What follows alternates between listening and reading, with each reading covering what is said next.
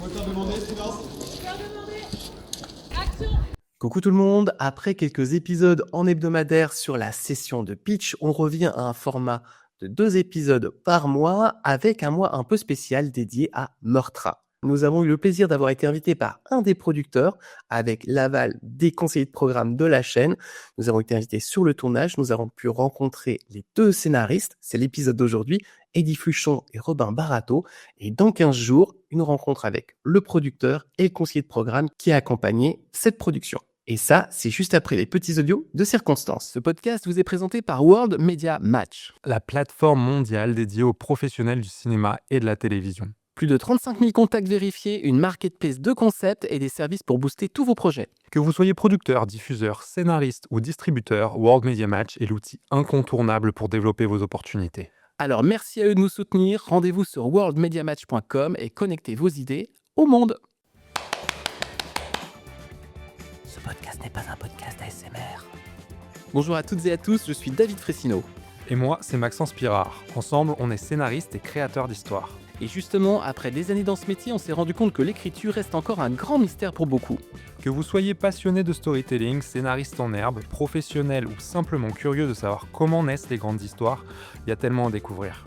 L'écriture, c'est la base de tout projet, cinéma, série, documentaire, format court, et pourtant peu de gens connaissent vraiment les rouages derrière ces récits. C'est ce qu'on explore avec Séquence, notre podcast qui plonge au cœur de la création d'histoires. Tous les 15 jours, on reçoit des scénaristes, des réalisateurs, des producteurs, des créateurs pour décortiquer leur parcours, leurs méthodes et leurs astuces. Et ce n'est pas juste pour les scénaristes, tout le monde peut y trouver de l'inspiration, que vous soyez auteur, créatif ou simplement fan d'histoires bien racontées. Et si vous aimez ce qu'on fait, vous pouvez nous soutenir pour nous permettre de produire encore plus régulièrement. Rendez-vous sur Patreon ou Tipeee via les liens en description. Le podcast est disponible en audio sur Spotify, Apple Podcasts, Deezer et sur YouTube. Alors abonnez-vous, activez la cloche, mettez-nous 5 étoiles. Et maintenant, place à l'épisode.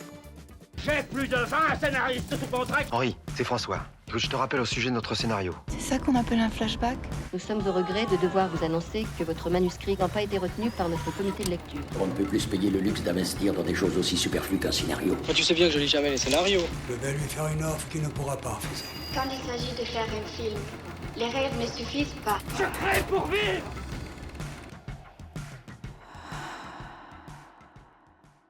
Hello, coucou tout le monde. Nouvel épisode de Séquence. On est ravis de vous retrouver avec Maxence, toujours à mes côtés. Salut Maxence. Salut à tous.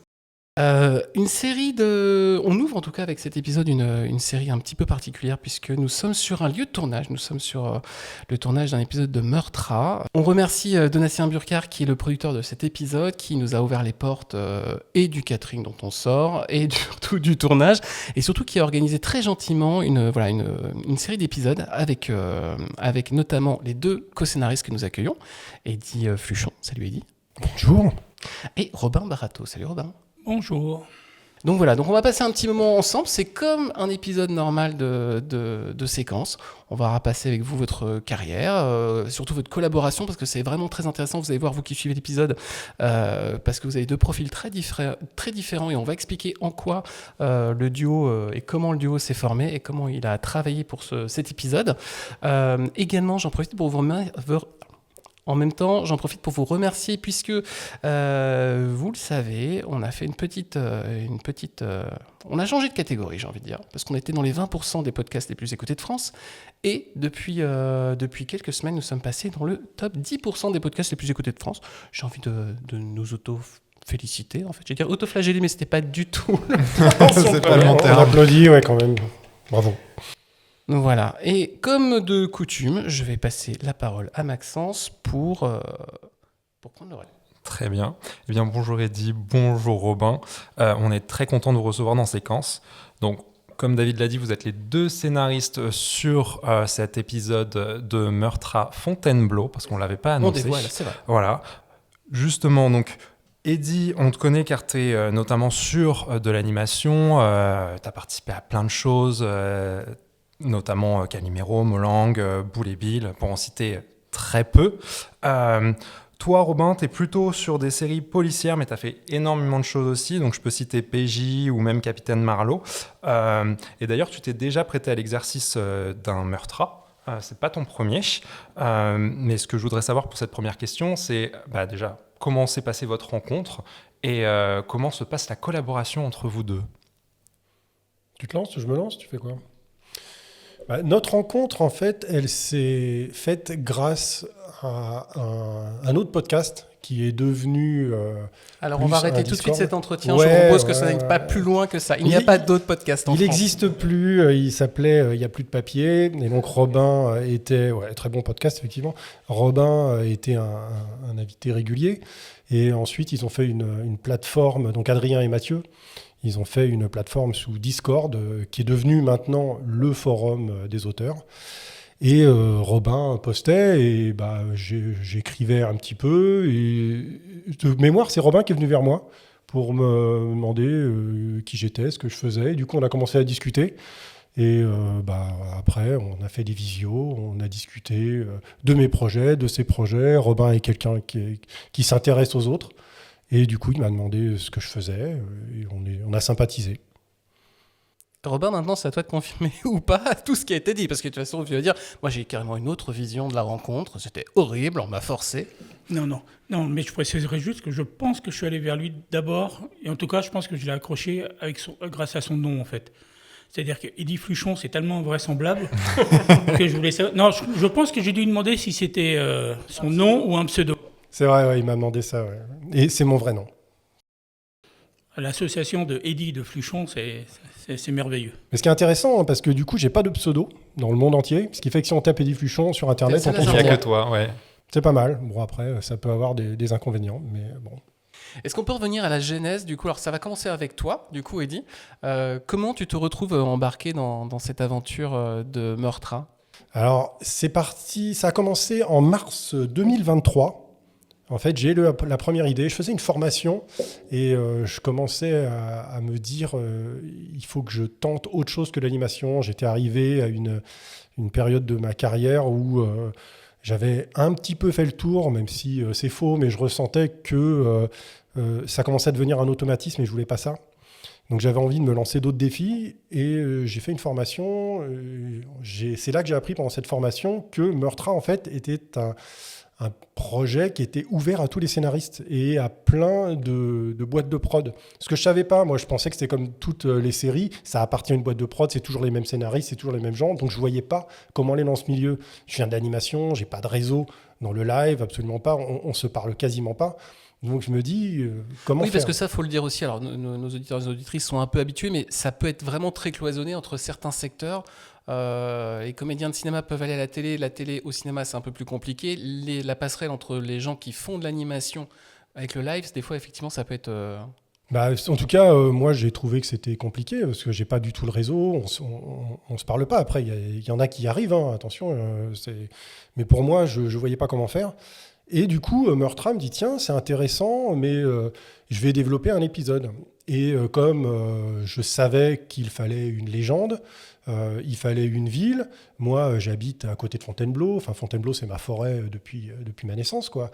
Et je connaissais une légende. Je me dis, tiens, je vais le faire, mais pas forcément pour être produit. C'était pour un exercice. Je vais écrire un épisode parce que c'est bien beau de se dire, est-ce qu'on va faire un épisode à 90 minutes ? Si on n'en a jamais écrit comme ça de policier, on ne va pas être crédible. Donc je dis, je vais en écrire un, je vais m'amuser avec tout ça, et on verra ce que ça donne. Donc je commence à développer, donc c'était en mars 2023, la première idée. Donc j'avais eu le concept, mais je n'avais pas vu assez d'épisodes. Donc je me mets à regarder des épisodes, et pas seulement les regarder, à les étudier. C'est-à-dire que je les pirate, parce que c'est plus facile de faire des arrêts sur image et de calculer le temps en fait, pour refaire des séquenciers, pour voir à partir de quand arrive le premier meurtre, à partir de quand arrive le premier témoin, la fausse piste. Et j'en regarde et j'en étudie entre 15 et 20 de mémoire. Et du coup, je fais des tableaux Excel, je fais des choses pour essayer de voir à peu près comment ça fonctionne. Ouais, essayer de sortir une sorte de squelette, un prototype. Ouais. Ouais, c'est ça, pour voir la structure, en gros, par quoi on passe, par quoi on ne passe pas aussi. Donc, je commence à faire tout ça. Ensuite, en mai de 2023, donc là c'était en mars, en mai 2023, je vais sur un bateau pour les 20 ans de l'Agrafe, qui est une... Oh mince. Ah oui, alors, pour nos auditeurs, je précise. On a déconné parce que dans la pièce on enregistre, on est à côté du tournage, on est dans une sorte de petite salle de petit déjeuner et il y a les poissons chantants, c'est des petits poissons qui sont accrochés, on appuie dessus et ils se mettent à chantonner. Et j'ai eu la très bonne idée d'appuyer dessus puisqu'on en a parlé pendant à peu près 1 heure ensemble avant d'enregistrer. Donc j'ai appuyé dessus en arrivant et donc vous allez l'entendre en arrière parce qu'en fait le bouton est sur off mais le poisson vit toujours. Ouais, alors du coup le bouton est sur off, ça allait pas, donc je me suis dit on va le mettre sur on et en plus j'ai tourné le poisson pour pas qu'il nous capte, mais il nous capte quand même. Ah oui, c'est vrai. Donc il y aura un jingle, c'est dommage. Bon, en gros en mai 2023, je vais aux 20 ans de l'Agraphe, qui est une association plus pour l'animation, donc les auteurs, les réalisateurs, comment on appelle ça, les dessinateurs. Et je rencontre quelqu'un, je sympathise avec un mec qui s'appelle Robin Pinault, donc encore un Robin, en fait, il y a eu beaucoup de Robins qui ont été très utiles pour ça, qui me dit... Ah, mais tes projets, parce que j'ai fait des projets avec la Corée, ils intéresseraient quelqu'un qui s'appelle Donatien Burkhardt, c'est un jeune producteur... parle-lui-en. Donc j'écris à Donatien, il lit un des projets que j'avais développé avec un ami qui s'appelle Jésus Castro Ortega. Donc à un moment, si je continue de dire Jésus, ce sera lui, ce sera pas l'autre. J'envoie à... Y a-t-il un autre Jésus que Jésus Ortega? Parce que J'ai entendu parler, ouais, il y a un bouquin qui est écrit sur lui. Et du coup, je lui envoie et il me dit, c'est super bien écrit, c'est vachement bien, mais je peux pas le produire. Mais restons en contact. Donc après, ça continue. En juillet 2023, j'ai le premier dossier de Meurtre à Fontainebleau que j'avais fait. En septembre 2023, je demande des retours et des conseils. Donc Robin, naturellement, parce qu'on était toujours à discuter. Donc je dis, j'ai quelque chose à te faire lire, est-ce que tu veux ? Je suis toujours un peu timide. Donc je lui demande, je balance le dossier à Robin, mais pas qu'à Robin, je balance aussi à Yann Le Gall et à Martin Brossolet, qui nous a malheureusement quittés récemment, qui était un mec génial. Donc je veux des retours de professionnels, de personnes qui en ont déjà fait. Alors attends, je t'arrête. Robin, quel retour t'as fait à ce moment-là ? Est-ce que tu t'en rappelles ? Aucun souvenir. Mais j'ai très peu de mémoire, donc... Moi, je m'en souviens, c'est que Robin, lui, il m'a fait un retour oral. Il m'a dit, j'ai lu ton dossier, on se fait un call, mais on avait l'habitude de se faire des calls. Donc, du coup, on se fait une visio et il me fait des retours, donc très pro, en me disant ce qui ne va potentiellement pas, ce qui est intéressant, ce qui va être plus compliqué au tournage. Il allait déjà beaucoup plus loin de moi. Moi, dans ce premier dossier, j'avais voulu garder un peu mon ADN de personne qui a travaillé en animation pour dire je vais apporter quelque chose de nouveau. Donc en gros, j'avais écrit un Scooby-Doo. Il y a un fantôme dans la forêt. À la fin, ce ne sera pas un fantôme, vous inquiétez pas, ce sera tata, on soulève le masque. Et il y avait aussi un animal rigolo dedans qui était en l'occurrence un cheval qui pouvait servir, qui était un sidekick des personnages principaux. Donc Robin, il dit c'est sympa. Bon, par contre, attention, le cheval, tout ça, c'est plus de l'animation. Donc il commence à m'expliquer là où il y aura des problèmes potentiels, quoi. Aussi sur le duo, des choses à renforcer, donc pas mal de commentaires. Je prends note. Une semaine plus tard, peut-être, je reçois pareil des commentaires de Yann Le Gall, qui lui m'envoie donc on n'a pas fait de visio, en fait j'ai jamais eu encore la chance de discuter avec Yann, mais il m'envoie tout un document écrit où il reprend tout mon dossier, il m'explique ce qui va pas, et c'est pareil, on voit des mecs qui connaissent, quoi, les types ils savent, ils pointent tout de suite là où ça va pas, enfin, tu sens que c'est des pros, quoi, derrière. Et Martin, pareil, il me fait la même chose. Et lui, il était un peu différent de Yann et Robin. Yann et Robin, c'était sur la même longueur d'onde. C'était des commentaires qui se recoupaient. Donc je me dis, bon, d'accord, là, s'il y en a deux qui me disent la même chose, je vais arrêter de faire mon cacou. Martin, lui, par contre, il était un peu différent dans le sens, il dit, mais ça, ce que tu as fait, ça n'a jamais été fait, c'est génial. Vas-y, fais-le, fonce, on a besoin de ça. Il était plus à m'emmener là-dedans. Donc après, je retravaille une nouvelle version, d'après tous leurs commentaires. Ça a mis un petit 2 mois peut-être pour retravailler une version. À ce moment-là, t'es sur un traitement, Je suis sur un dossier. J'ai pas fait de traitement. J'ai un dossier donc où on commence par le pitch.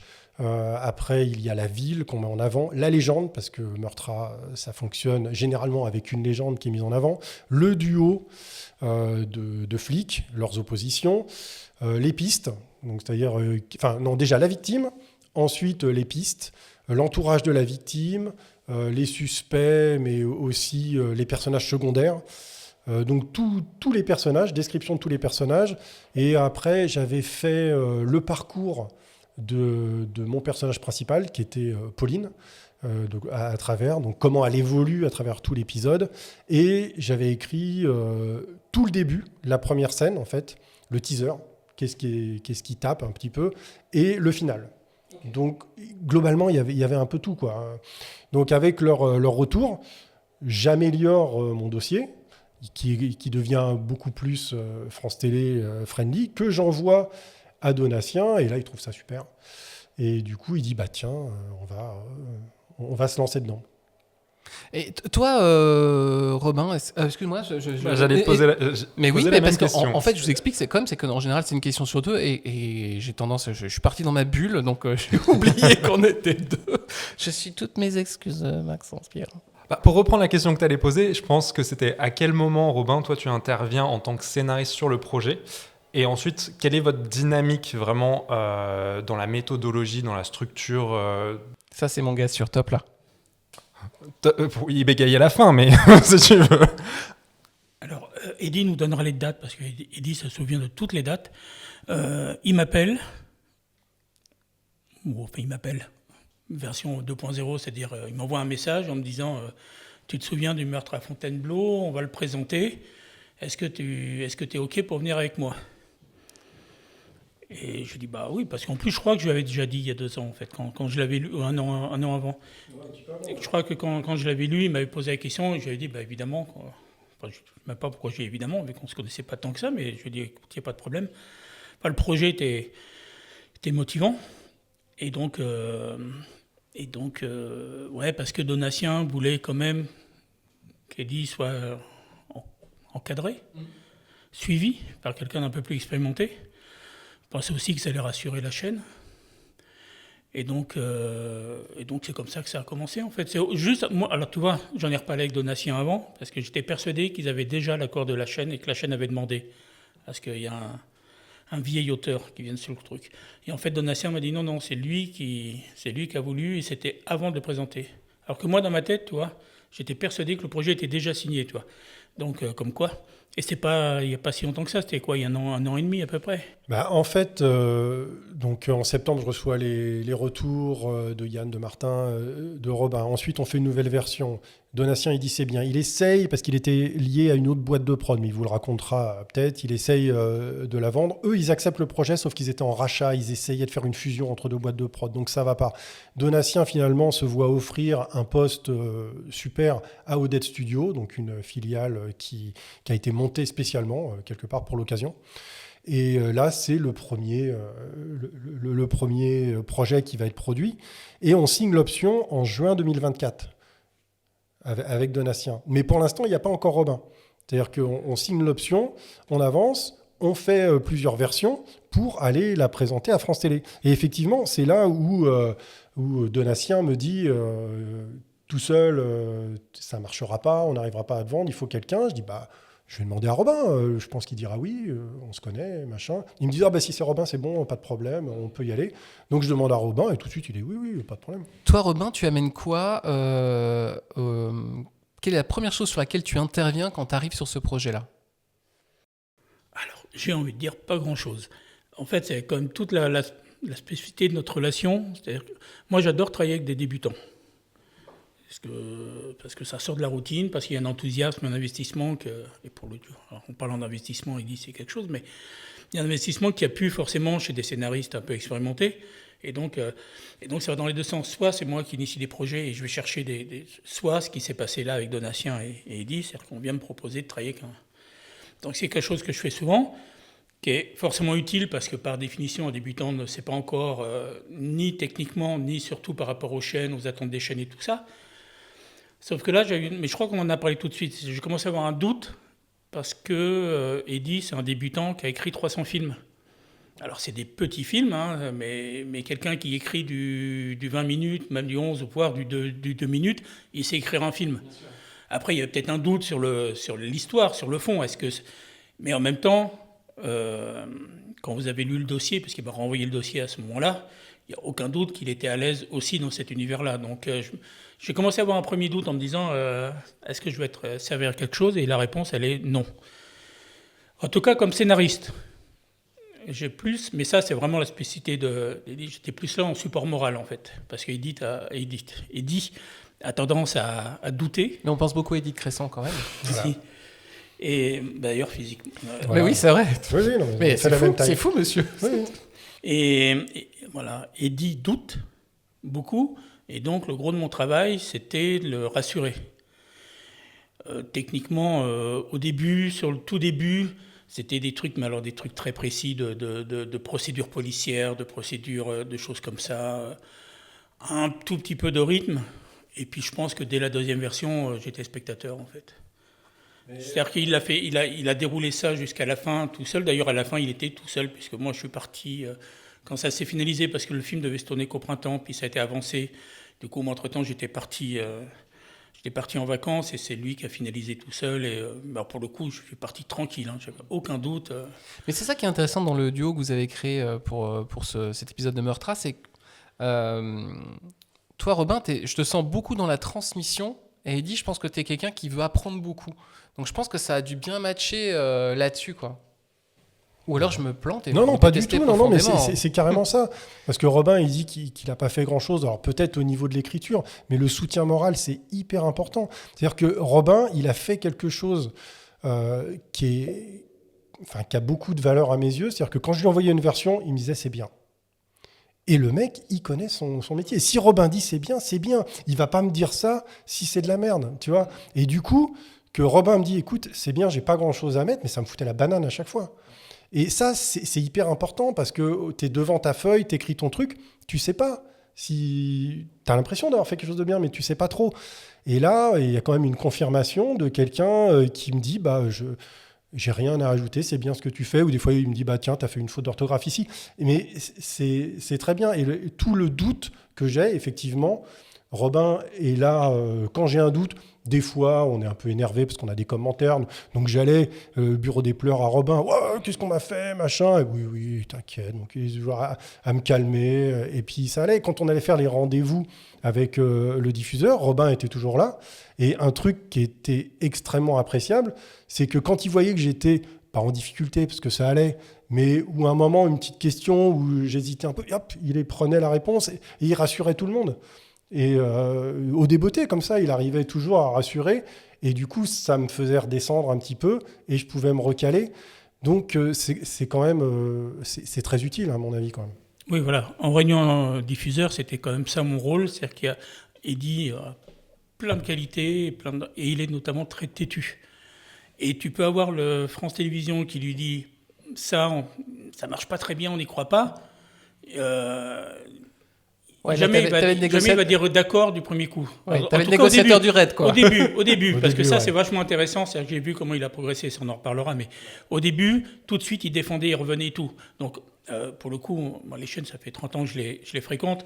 Et je sais qu'il y a un moment, ils sont très sympas. Et puis, Frédéric, si vous le rencontrez, vous verrez, c'est une crème. Ça sera dans le prochain épisode. C'est juste qu'à un moment, tu sais qu'ils ont beau être très gentils, très polis, c'est juste une version polie c'est comme ça. Ouais, on est les clients, on paye, c'est comme ça. Donc à ce moment-là, mais c'est des trucs basiques, hein, c'est-à-dire que tu lui mets la main sur la cuisse et puis tu prends la parole et tu dis ce qu'il faut dans ces cas-là, c'est il n'y a pas de problème, on va le faire comme ça. Mais parce que sinon tu le sens qu'il monte en fait. Pas énervé, hein, pas agressif, pas rien. Non, c'est la passion qui parle en fait. C'est un petit peu trop où j'ai bossé le truc, j'ai envie de montrer quelque chose. Robin, qui a le métier derrière, il arrive à comprendre où il y a des batailles qu'il faut livrer et d'autres où il dit t'inquiète, ça va aller. Et du coup, ça crée une dynamique qui est très positive autour du projet, je trouve. Et à chaque fois, quand on est sorti de réunion avec France Télé, c'est super bien passé, quoi. Il y a toujours de problème.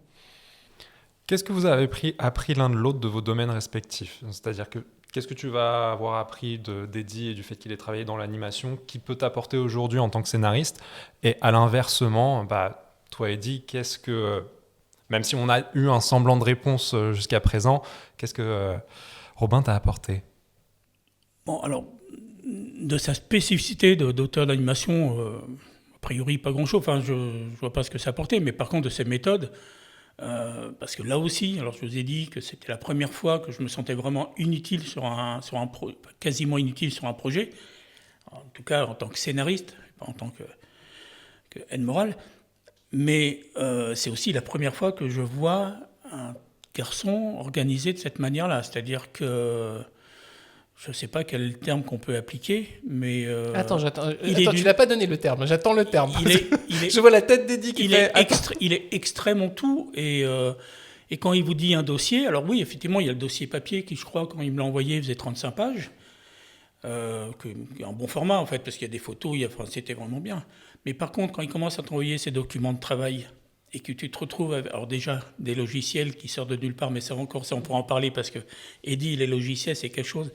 C'est un garçon qui va écrire aux développeurs, aux États-Unis, en Corée, n'importe où, pour les engueuler, parce que ça ne fonctionne pas, qu'il faut faire comme ça, comme ça. Bon, ça, c'est encore un autre truc. Donc, il va chercher des logiciels que personne ne connaît, et où il y a des dizaines, des centaines de pages, et un travail moi, il y a des moments, on en a parlé, moi, il m'a fait peur. Hein. Je me suis dit, on est quand même pas loin du mec qui arrache les pattes des fourmis et les ailes des mouches, hein, parce que, vraiment, donc... Ouais, ce que je retiendrai de ça, c'est cette espèce d'extrême organisation où tout est cadré, tout est pensé, tout est réfléchi. C'est-à-dire que il a la couleur des vêtements. Quand ça joue, évidemment, enfin, tout est programmé, tout est linké. Enfin, ce document, ce fameux document, comment s'appelle le logiciel ? Sur Milanote, je pense. Voilà, sur Milanote. Tu as tous les décors, avec les liens, les photos, les liens vers les trucs, tu as les références graphiques, tu as les références cinématographiques, tu as toutes les fiches de tous les personnages. C'est-à-dire que si un flic ouvre une portière, à un moment, il a droit à sa fiche. C'est hallucinant. T'as été très loin, en fait. Ouais, je suis allé... J'ai essayé de faire ça sérieux. Je me dis, en plus, c'est mon premier, il ne faut pas que je fasse n'importe quoi. Donc, j'arrive avec... effectivement, sur le Milanote, il y a énormément de données. Après... Il ne reste pas tout à la fin, hein, c'est pas ça, mais ça me rassure d'avoir tout ça, d'avoir bossé sur les personnages. Et au final, ça paye. Même l'arbre de relation entre les personnages, avec tous les visages qui se recoupent, un arbre. Je pourrais vous montrer. Bon, bah là, on ne peut pas, mais je vous montrerai à quoi ça ressemble. C'était plutôt sympa, quoi. Parce qu'on le disait dans le podcast en intro, c'est-à-dire que sur un meurtre, tu as la légende, tu as le premier meurtre, et tu as le duo de flics. Alors... Comme ils en sont déjà à quasiment une centaine d'épisodes, comment on se renouvelle par rapport à ça ? Là-dessus, je ne savais pas trop. Moi, sur une centaine d'épisodes, je vous dis, j'en ai étudié entre 15 et 20. Donc forcément, je n'avais pas tout. Après, on voit des patterns qui arrivent régulièrement. Donc ce que je voulais, c'était, avec cet épisode-là, je cassais quand même quelques règles. C'est-à-dire qu'on allait avoir un fantôme, on allait avoir des effets spéciaux, on allait avoir, même si on ne l'a plus maintenant, un animal rigolo qui allait être là pour faire un trio au lieu d'un duo. Donc je voulais pas non plus tout péter, ce qui fait que le duo, je suis resté dans quelque chose qui était un peu plus classique, on va dire quelque chose qui fonctionne et qui a été déjà lissé d'après les premiers commentaires de Robin, de Yann au début, où tout à coup j'étais peut-être allé un petit peu trop loin. Mes personnages étaient un petit peu trop extrêmes, peut-être un petit peu trop dessin animé, quoi. C'est-à-dire qu'il y avait un personnage, c'était limite Ace Ventura. Et puis l'autre, la policière qui venait de Paris, beaucoup plus cadrée. Donc il y avait un conflit qui était plus extrême. Ça a changé. Mais j'ai pas voulu tout casser d'un coup. À un moment, c'est pas possible. On fait un petit pas de côté. J'essaye pas de réinventer la poudre à chaque fois, quoi. Et pour répondre à ta question, en fait, ce que m'apporte Robin, c'est aussi sa méthode, sa façon zen de gérer toutes ces intrigues qui connaît. Dès que j'avais un petit problème, je dis « Ah, tu crois que c'est bon là-dedans ? Comment ça fonctionne ?» Et je me rappelle qu'il y a une idée qui est encore dedans et qui fonctionne très bien. Et c'est Robin qui l'a amené dès le début. C'est une fois que, après le premier meurtre, donc on va sur la scène de crime, les deux policiers se rencontrent. Ensuite, il y a une scène de débrief où on commence à faire le tableau d'enquête. Et là, j'avais l'interrogatoire du père de la victime. Donc, l'interrogatoire, on avait discuté avec le père de la victime pour savoir ce qui s'était passé, pourquoi son fils a le poisson. Le poisson. On recommence. Là, c'était la version longue. Et du coup, Robin, il me dit tout de suite, non, on va faire autre chose. Le père de la victime, c'est lui qui est en train de... Il a un flingue, il est en train de braquer celui qui croit être le tueur. Du coup, je fais, ah ouais, on peut faire ça, quoi. Allez, ok, très bien, bonne idée, quoi. Je commence à me lancer là-dessus, et ça a lancé tout de suite une dynamique, c'est-à-dire qu'au lieu de partir sur du dialogue, qui aurait certainement aidé la prod après, parce qu'on pourra en parler, et là, du coup, c'est un épisode qui coûte un peu cher, parce qu'il se passe des choses, tout à coup, on est dans l'action, on y va, il y a une scène de western avec un flingue, en plus, ça se passe dans un haras, donc on était dans une carrière avec un mec à un flingue, un espèce de trio dans une carrière. Et c'est Robin qui m'a tout de suite balancé là-dessus. Il me dit, vas-y, on essaye. Et lui aussi, il essaye de pousser là-dedans. Et moi, ça va. Dès qu'il y a tout ça, il n'était pas à essayer de me rabaisser. C'est que tout à coup, allez, on tente, vas-y là-dedans. Et ça a donné, cette première idée, ça a donné un peu le ton du reste aussi. Où tout à coup, on peut attaquer, on peut le faire. Et l'idée, elle est encore dans la version finale, elle a été tournée. Robin, toi qui as parcouru presque 30 ans à la télévision, comment tu vois cette évolution justement du genre très procédural, d'ailleurs on l'appelle genre procédural, justement du polar? Je dirais, c'est ma grande chance, je dirais qu'il évolue pas tant que ça en fait. C'est-à-dire que moi je qualifie les séries en deux catégories. Il y a les séries de divertissement, donc les Meurtras, alors c'est une collection, mais les Meurtras, Candice Renoir, enfin toutes ces séries-là, HPI et compagnie, où en gros on est dans du pur divertissement, c'est pas très crédible, c'est pas très réaliste. Et puis il y a les séries adultes, qui pour le coup sont beaucoup plus réalistes, etc. Moi je fais principalement, pas que, mais principalement du divertissement, et pour le coup il n'y a pas tant de changement que ça par rapport à il y a 30 ans. Il y a un changement fondamental, mais qui est vraiment arrivé en même temps que moi, et c'était là aussi ma chance, c'est-à-dire que je suis arrivé au moment où les chaînes ont voulu passer au 52. On était sur du 90 minutes, on était les derniers au monde quasiment à faire du 90 minutes. Ça faisait déjà 25 ans que les États-Unis étaient sur du 52.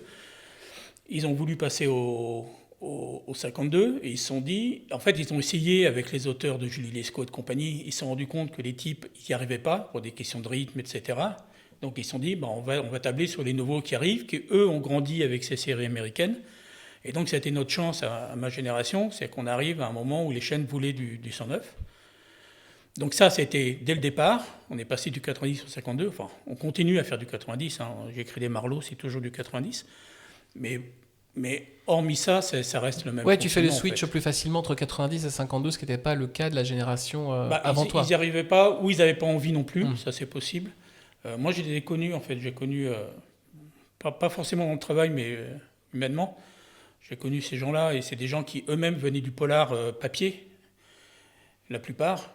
Et donc, en tout cas, je ne sais pas s'ils ont fait vraiment l'effort d'y aller. Il y en a qui ont fait, hein, Crévin qui a créé PJ, cette génération-là. Mais non, sinon, non, ça n'a pas tant changé. En tout cas, sur les séries de divertissement, c'est toujours le même principe. Et, j'ai envie de dire, on développe un peu plus ces personnages, c'est-à-dire que sur Navarro, par exemple, sur Julie Lescaut, les protagonistes, c'était jamais le héros, c'était toujours le méchant, parce que c'est lui qui vivait du conflit. Par essence, Julie Lescaut, revoyez les Julie Lescaut, Navarro, ils ne vivent jamais de conflit, en fait. C'est des super-héros, jamais ils ont de problème. Éventuellement, on va leur tirer dessus, mais c'est même pas un problème, en fait, puisque de toute façon, tu sais qu'ils vont pas mourir, puis ils ont même pas mal, donc ça a pu changer. C'est-à-dire que maintenant, on fait vivre du conflit aux héros avec cette difficulté qui est que les gens savent que de toute façon, on est parti sur 6 ou 10 épisodes et qu'il ne va rien leur arriver de dramatique et que de toute façon, on sait qu'à la fin, ils vont réussir à arrêter le méchant. Donc ça, c'est un peu compliqué. Mais non, ça n'a pas tant changé que ça, en fait. Mais d'ailleurs, ça se voit parce que c'est toujours le même spectateur. La fiction... hertzienne, la fiction policière hertzienne, elle est quand même le public est quand même très âgé, enfin très âgé. Oui, ça je crois que sur France Télévisions, je crois qu'à France Télévisions, on a plus de 60 ans. Ouais, je crois même que ça doit être 68 si je dis pas de bêtises. Oui.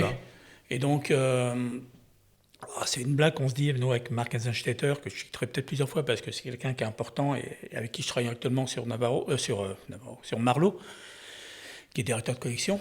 Et on se dit qu'on va accompagner les derniers spectateurs, on va aller, nous, sur la télé, parce qu'aujourd'hui, c'est vrai que le Graal, c'est la mini-série sur Netflix ou Amazon.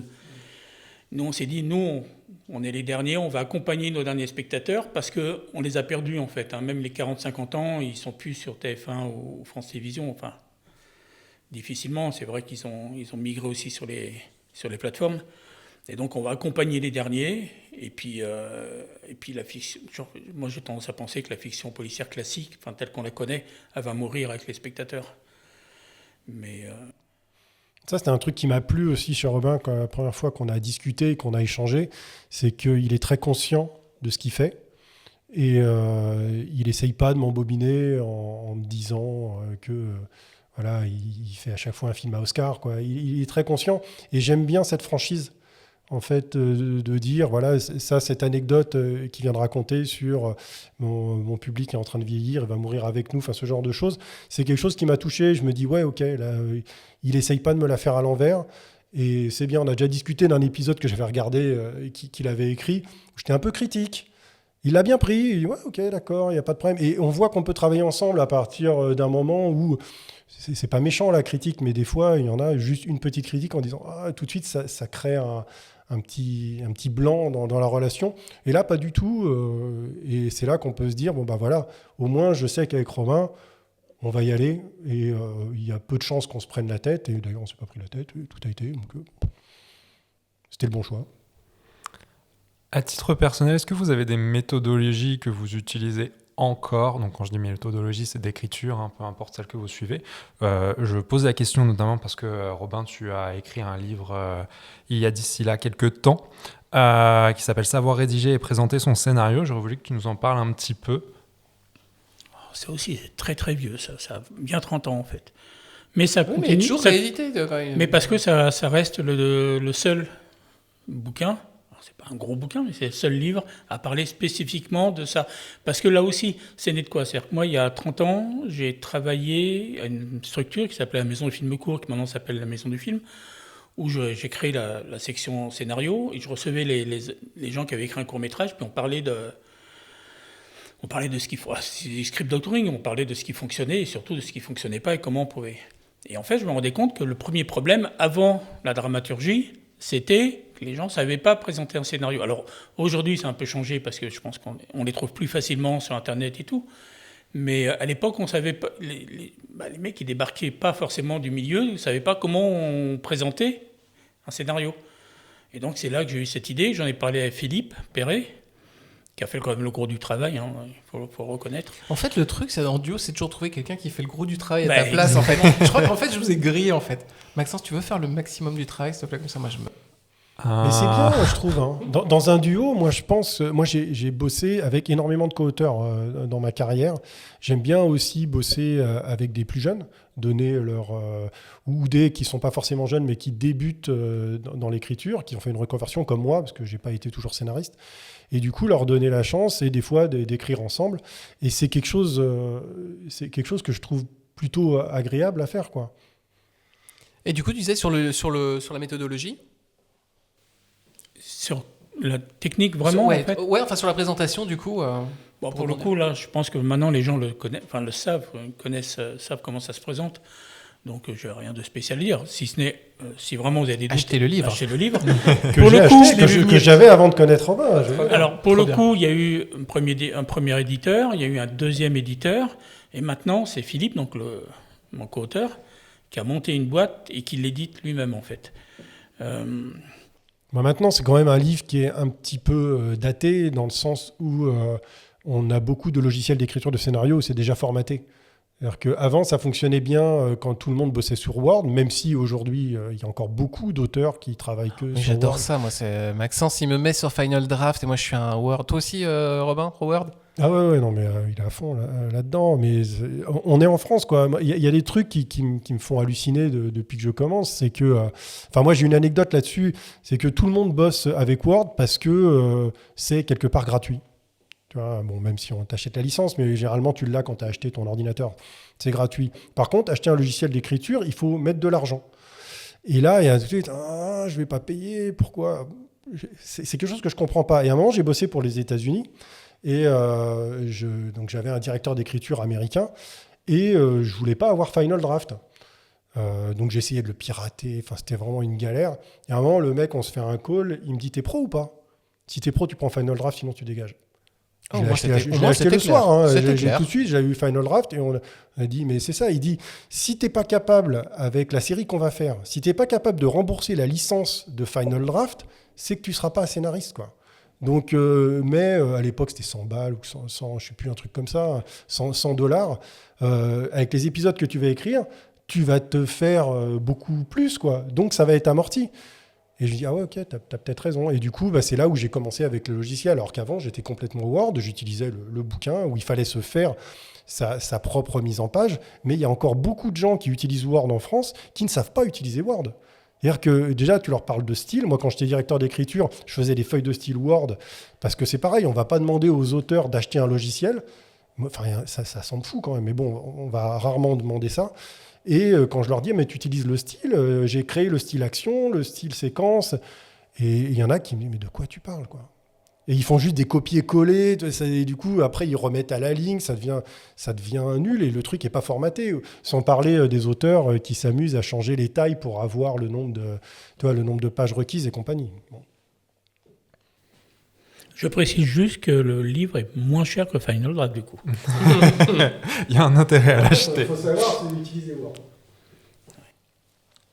Quand vous avez des personnages, je pense à Capitaine Marlowe ou même dans l'animation qui sont vraiment très forts et qui portent le récit et l'intrigue, comment vous gérez la caractérisation du héros lorsqu'elle est plus forte que cette intrigue-là? Quand la caractérisation du héros est plus forte, je pense que ça va plus être Robin qui va faire la réponse parce que dans l'animation, on a un petit problème avec ça. C'est que le héros est souvent le personnage le moins intéressant des séries d'animés. Parce qu'il est figé dans une certaine temporalité. Il faut qu'il soit parfait. Il est souvent un peu... Alors, il y a des exceptions. Attention, il ne faut pas prendre mon truc au pied de la lettre. Mais souvent, on s'amuse moins avec lui. Il doit être parfait. Donc, du coup, on va se rapporter sur les personnages secondaires. On va s'éclater. On pourra leur faire tout un tas de conneries. Ce qui n'est pas du tout le cas avec Marlowe, où là, la réponse ça va être certainement beaucoup plus intéressante. Alors, ça va dépendre des séries. Alors, sur Marlowe spécifiquement, où effectivement il y a un personnage un tout petit peu fort, au début, tu essayes d'écrire la meilleure histoire possible, tu écris la meilleure histoire possible avec des rebondissements dingues, etc. Et puis quand le film passe et tout, et que tu en parles, en fait, tu te rends compte que les gens ne retiennent que les blagues de Marlowe, en fait. Ou que les trucs un petit peu provoquent qu'elle fait. Donc tu en fais un deuxième, tu recontinues, et puis tu t'aperçois que en fait, les gens ne retiennent pas l'histoire. En fait, il faut accepter, on parlait d'humilité tout à l'heure, il faut accepter l'idée, quand tu fais une série comme Marlowe, que ton travail ne se verra pas. C'est-à-dire que ton travail, c'est de mettre le personnage dans les meilleures conditions. Par contre, si tu le fais mal, c'est-à-dire que si tu fais mal ton intrigue, ça va se voir. Et ça, on va te dire, non, là, c'est tout pourri, on n'y croit pas. Ça. En fait, il faut vraiment que le spectateur ne sorte pas du film, que tu lui racontes quelque chose qui le laisse dans un espèce de confort comme ça, et qui lui permette juste d'apprécier les blagues ou les provoques de Marlowe, en fait. Mais il faut accepter, quand tu fais de la série policière de divertissement, que les gens ne vont pas rester uniquement pour ton intrigue. Mais après, c'est ton travail. Et puis, moi, c'est quelque chose que j'ai l'habitude de dire, mais sur Marlowe, en fait, on est 4 à travailler sur le scénario, c'est-à-dire qu'il y a moi, il y a Marc, donc le directeur de collection, il y a Gaspard, le producteur, et il y a Julia, qui est la conseillère de programme de France 2. On est 4 à travailler sur le scénario, et à faire le meilleur scénario possible, et on sera les seuls à le savoir, en fait. Parce que dès que ça passe en prod, déjà, il y a José Dayan, la réalisatrice, qui va mettre sa patte, il y a les trucs, il y a les conditions... Et peu importe après, à la limite, peu importe. Nous, au moment où on dit c'est bon, ça peut partir en prod, on est 4 à être contents du travail. Et de toute façon, il faut le faire, il faut l'écrire, le film. Donc autant essayer de faire le meilleur film possible, de prendre du plaisir. Parce que si tu écris directement en disant de toute façon ça sert à rien parce que les gens ils verront pas et qu'au montage ils vont tout bouleverser et tout, tu vas t'emmerder à faire le film en fait. Là, pour des personnages comme Marlowe, ça doit être... on peut le rapprocher de l'animation dans le sens où les personnages dans l'animation, ils évoluent pas. ils évoluent quand même parce qu'il faut qu'ils aient appris quelque chose, mais il ne faut pas qu'ils évoluent trop pour qu'on les reprenne d'un épisode à l'autre. Moi, j'ai pas eu la chance de bosser sur des séries feuilletonnantes en animation, donc j'ai bossé que sur des épisodes bouclés, et du coup, tu peux les regarder dans n'importe quel ordre, et tu retrouves toujours le même personnage. Tu peux pas, lui, tout à coup, il a vécu quelque chose qui lui change le caractère. Marlo, c'est pareil, c'est toujours le même personnage, c'est-à-dire que du début à la fin, elle n'a pas changé. Elle a peut-être eu un petit truc dans l'épisode, mais bon, très peu. Et du coup, avec ça, il faut réussir à dealer aussi pour faire évoluer. Ce qui n'est pas le cas dans un Meurtra, où un Meurtra, c'est un épisode bouclé, avec des personnages qui sont différents entre le début de l'épisode et la fin de l'épisode. Ils ont eu un arc. Ce que je disais en parlant de la Bible, il y a l'arc des personnages à la fin, le parcours. Là, c'était le parcours de Pauline. Et au début, elle est dans un état d'esprit. À la fin, elle a changé, elle a évolué. Elle a résolu son problème en résolvant aussi le meurtre. C'est plutôt dans l'autre sens, en fait. C'est à partir du moment où elle a résolu son problème personnel qu'elle va être capable de résoudre le meurtre. Donc c'est encore différent. Je précise une chose, mais ce côté, le héros ne bouge pas, n'évolue pas. C'est pas une décision comme ça qui sort de nulle part. Eddie l'a dit, c'est-à-dire qu'on peut le voir dans n'importe quel ordre. C'est ça le principe, en fait, c'est qu'ils peuvent diffuser les films dans n'importe quel ordre. Donc, évidemment, au moment de au moment du tournage, ils décident finalement que celui qui a été tourné après sera diffusé avant. Mais surtout, si on reste sur Marlo, il y a 2 fenêtres de diffusion, une à l'automne, une au printemps. Et en ce moment, c'est deux inédits pour 3 ou 4 rediffs. Et pour les spectateurs, ça ne change rien. En fait, c'est-à-dire que tu vois éventuellement le personnage vieillir physiquement, mais sinon c'est exactement la même si l'épisode il a 3 ans en fait. Donc c'est vraiment ça au départ l'intérêt de ton personnage n'évolue pas, c'est que tu puisses le faire évoluer, que tu puisses diffuser les films un peu comme tu l'entends. Moi, j'aimerais revenir sur quelque chose, c'est-à-dire que vous avez parlé, en tout cas, je crois que tu l'as abordé brièvement, Eddy, et Robin aussi, sur les retours de la chaîne. Comment on gère justement ces retours de la chaîne ? Ils ont pris quelle forme sur votre épisode de Meurtra ? Est-ce qu'il y avait des trucs qui étaient complètement barrés ? Toi, on sait que la première fois, tu t'es dit non, je vais garder l'idée jusqu'au bout et je ne la changerai pas. Mais surtout, voilà, comment on gère ça en fait ? Parce que c'est une partie importante de nos métiers aussi. Alors là, c'est vraiment très spécifique au projet. C'est-à-dire qu'en fait, comme les étapes étaient vraiment bien à chaque fois, au final, les réunions, elles étaient extrêmement apaisées. Alors, pour le coup, Frédéric Goetz, je ne pense pas que ce soit un grand nerveux et qu'il se mette en colère, même si c'est pas bon. Vous le découvrirez dans l'épisode précédent. Suivant. Mais là, en l'occurrence, il n'y a même pas matière à quoi que ce soit. C'est-à-dire que c'était du détail, en fait. C'était du détail. Je crois que le gros changement, c'était sur la nature de la relation entre les deux personnages. Oui, il y a eu un petit mais c'est rien du tout, en fait. Rien du tout. Il y a eu un autre gros changement. En fait, sur la première version, il y avait 3 meurtres. Donc du coup, tout a été construit où il y avait 3 meurtres et ils empêchaient le 4e. Frédéric, il a dit nous, on en veut 2, pas 3, et le 3e, on le sauve. Et du coup, il faut réécrire la structure parce que les indices, c'est plus les mêmes, il y a un truc en moins, il y a tout ça. C'était ça le gros changement, mais ça s'est passé... Frédéric, il est super. Là, moi, j'ai été... Vous pourrez en juger dans l'épisode suivant. Ouais, non, mais après, peut-être qu'il dira le contraire. Il dira, putain, bosser avec ceux-là, c'était l'enfer.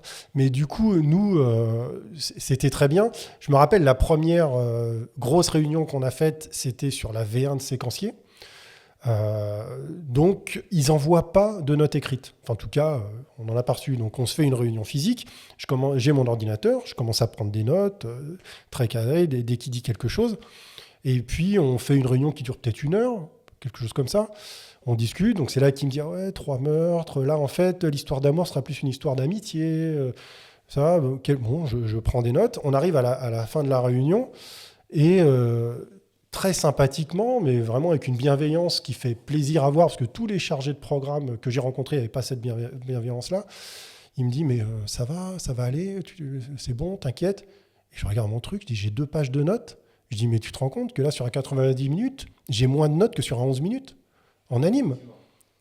En anime, on a parfois des commentaires qui sont hyper précis sur un truc qui va durer 12 minutes. Des fois, j'ai 3-4 pages de notes où ils font changer. Ça arrive. Des fois, il n'y en a pas, heureusement. Attention, encore une fois, pas faire une généralité. Et là, je lui dis, non, mais là, c'est bon, hein, ton truc, dans la semaine, je l'ai réécrit. Hein. Il n'y a pas de problème. Il était, ah bon, mais très bienveillant. Moi, j'ai le souvenir d'un épisode de Julie Lescaut, parce que oui, j'ai aussi écrit du Julie Lescaut. Rappelons que tu as donc 95 ans. Exactement. Pour 75 de carrière. Et je me rappelle de la chargée de programme de la chaîne qui rentre dans la salle de réunion avec c'était un séquencier, avec le séquencier sous. Et tout de suite, le premier truc qu'on voit, c'est des post-it, 2-3 post-it par page. Ah ouais. C'est un truc qui en fait 50. Et là, on sait que la réunion va être longue, et que le travail derrière, ça va être long. Et donc, c'est pour ça que là, je n'ai pas le souvenir sur le Meurtra d'une seule réunion problématique. C'est-à-dire que c'est normal, les choses évoluent. C'est normal, mais moi, j'ai connu des réunions avec la chargée de programme qui se met à pleurer en tapant du poing en disant « ça sera comme ça et pas autrement ». Ah ouais, donc là, on en était assez loin. Pas du tout là-dedans. Là, avec Frédéric, tu as dit, bon, déjà, c'est bienveillant, mais en plus, c'est quelqu'un qui connaît parfaitement sa cible. Une cible que je ne maîtrisais pas. Hein. Moi, j'ai écrit pour les enfants, donc c'est une cible que je ne maîtrisais pas. Et donc, on voit qui sait ce qu'il veut. Ses retours, je les trouvais d'une clarté assez dingue, quoi. C'est-à-dire que, en tant que scénariste, je vais savoir t'écrire ce que tu veux, enfin, ce que la personne veut. Je suis un faiseur, hein, globalement. Et à partir du moment où la personne sait ce qu'elle veut elle-même. Frédéric, il connaît son métier, il sait ce qu'il veut. Et du coup, c'est très simple. À partir du moment où il dit non, mais en fait, c'est ça, on va faire ça, très bien. Et des fois, il y avait un côté, mais t'es sûr, oui, c'est bon, c'était très clair ce que tu as dit, il n'y a pas besoin de répéter, tout est bon. Et la version suivante, il dit, bah oui, en fait, c'est bon. Et donc après, on avançait, et plus ça allait, c'était de la virgule. C'était, voilà, il faudrait changer ça. Mais j'ai pas souvenir d'un seul truc problématique, en tout cas dans la phase avec la chaîne, jusqu'à validation de la chaîne. Le sport a commencé après, en fait. Du coup, vous direz que c'est quoi la plus grosse contrainte dans les codes du Meurtra ? La plus grosse contrainte, il y a le côté, justement, connaître cette cible et essayer de la respecter et comprendre que le rythme, il est beaucoup moins soutenu que moi, ce que j'avais l'habitude de faire.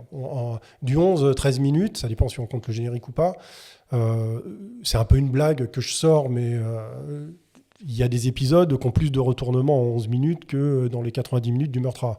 Parce que le rythme n'est pas le même.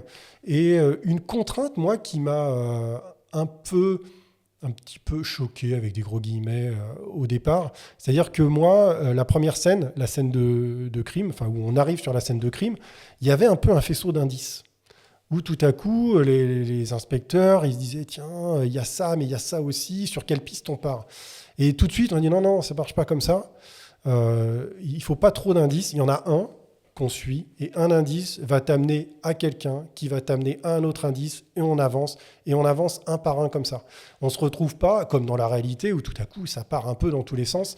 Il faut mettre ça. Et ça, c'était un petit peu contraignant au départ, parce que je me dis, tiens, c'est bizarre quand même, mais sur une scène d'indice, il n'y a qu'un seul, un truc qui est intéressant.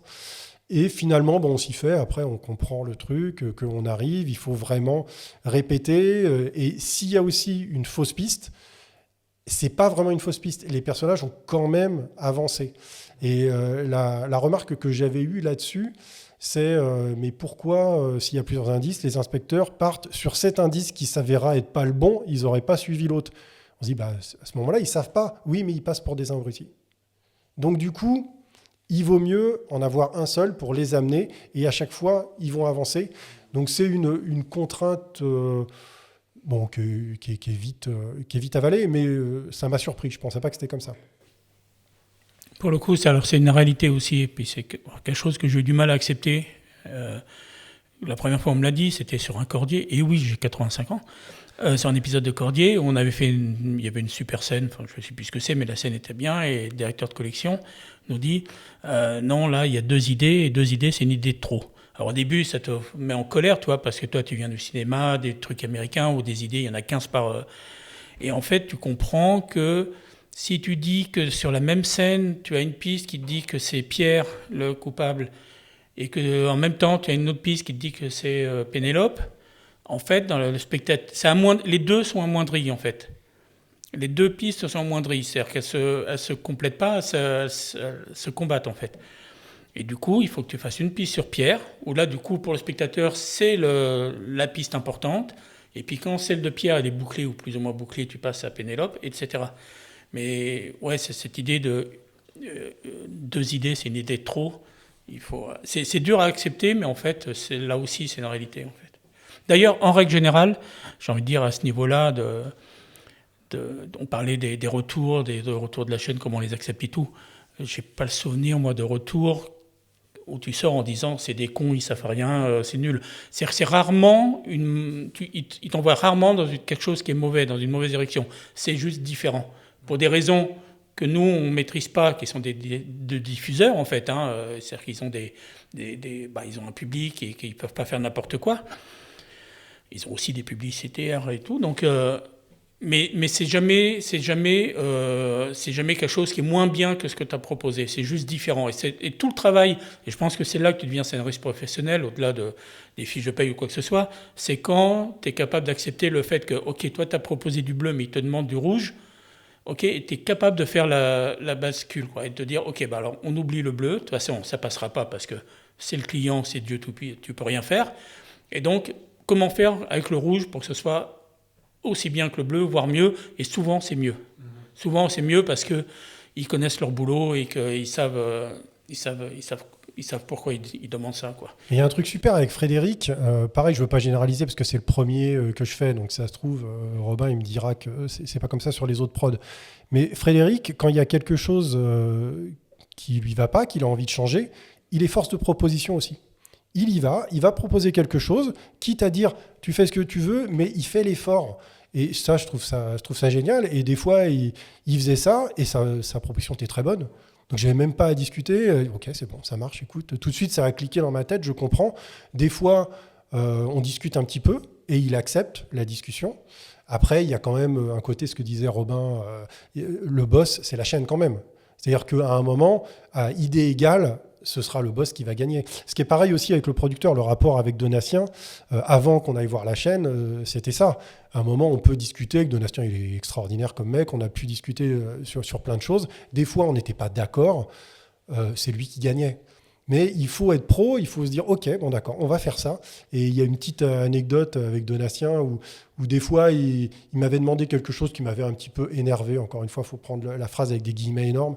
Donc du coup, je raccroche du call, je m'énerve toujours chez moi. Je dis, oh là là, qu'est-ce qu'il fait, machin, c'est pas possible, il va me flinguer mon truc. Après, tu te poses, tu réfléchis.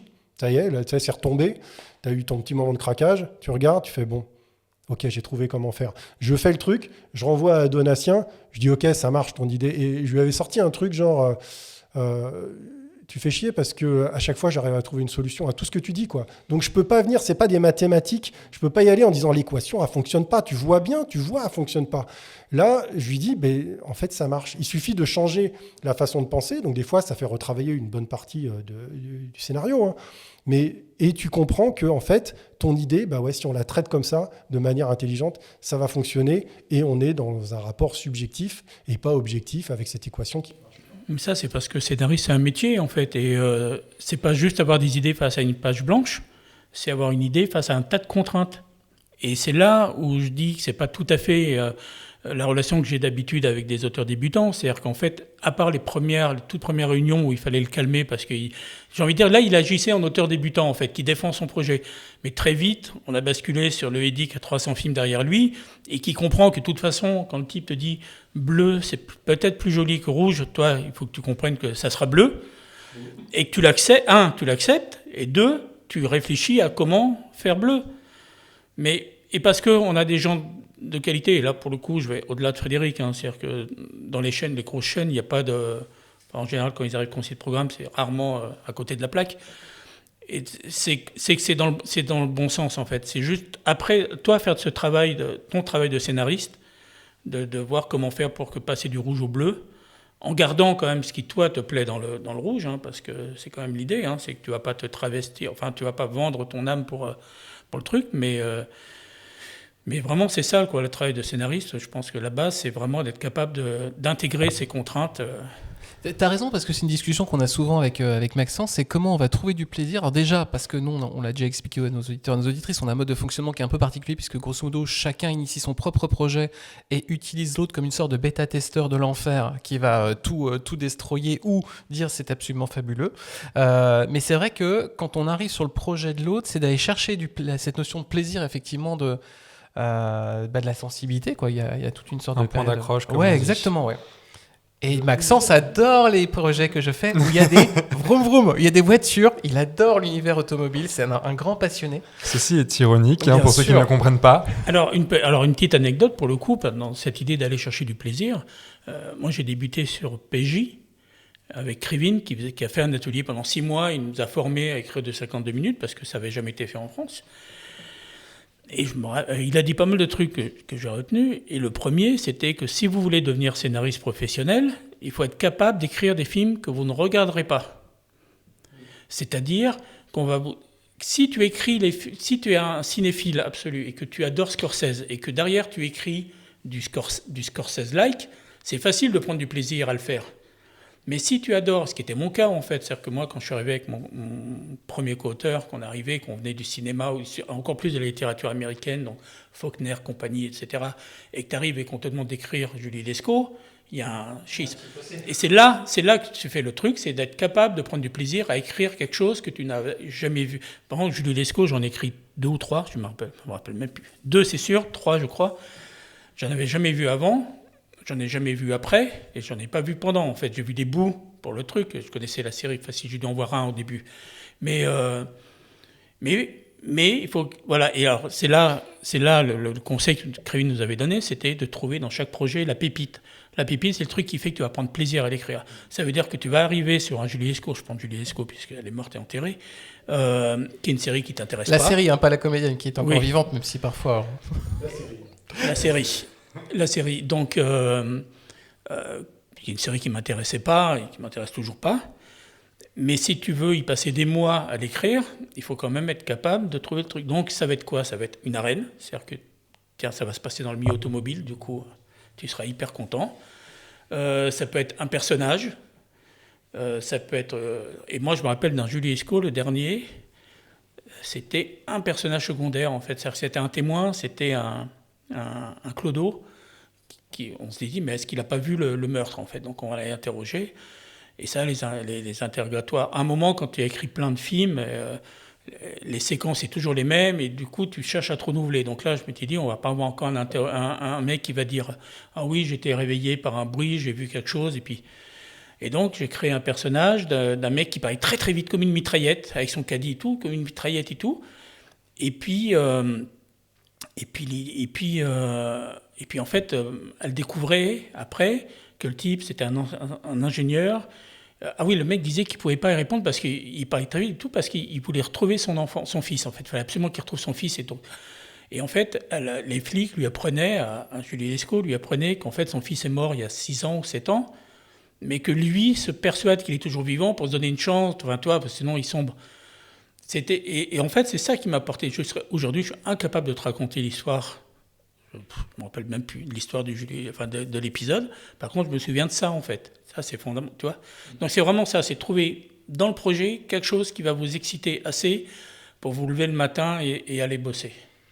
Je vais rebondir sur ce que tu disais, Eddy. Tu disais l'adaptation, à un moment, c'est devenu un peu du sport sur Meurtra. Est-ce que tu peux développer ce côté croustillant qui me titille ? Ouais, en fait, ça, c'est quelque chose qui m'a un peu surpris et qui est très différent de l'animation. C'est-à-dire qu'en animation, on travaille avec un chargé de programme, on avance sur le scénario, et généralement, une fois que le scénario est validé par la chaîne, ce qui va être tourné, c'est très, très proche de ce qui est validé.